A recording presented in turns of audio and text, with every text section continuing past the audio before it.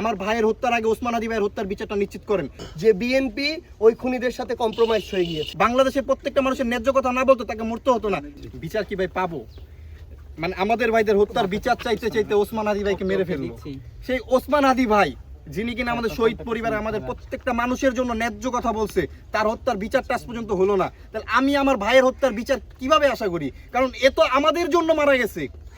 এ যদি আমাদের জন্য কথা না বলতো তাহলে তো তিনি মরতো না। তার হত্যার বিচারটা আজকে পেলাম না, এখন পর্যন্ত হলো না। তার বিষয় নিয়ে কেউ কথা বলে না।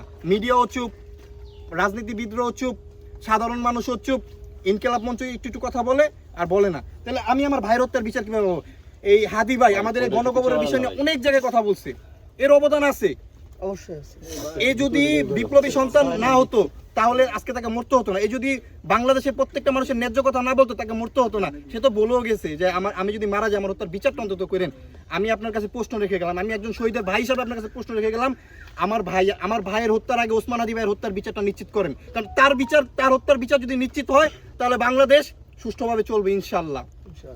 এবং ভাইয়ের সাথে আমি শুধু আমাদের একজন শহীদের ভাই, তার সাথে আমি শুধু একটা লাইন অ্যাড করি। আসলে বিএনপি সরকার যদি দ্রুত সময়ের মধ্যে আমাদের ভাই ওসমান হাদির যারা খুনি তাদেরকে কিন্তু গ্রেফতার করা হয়েছে ভারতে, যদি ওইটুকু তারা মানে আন্তঃরাষ্ট্র যে সম্পর্ক, পররাষ্ট্র যে সম্পর্ক, ভারত বলতেছে যে তারা বন্ধুত্বপূর্ণ সম্পর্ক কন্টিনিউ করবে, তো সেই জায়গা থেকে যদি ওই খুনিদেরকে এনে বিএনপি সরকার বিচারের আওতায় না নিয়ে আসতে পারে, তাহলে আমরা বাংলাদেশের মানুষ ওসমান হাদি সহযোদ্ধারা মনে করবে যে বিএনপি ওই খুনিদের সাথে কম্প্রোমাইজ হয়ে গিয়েছে।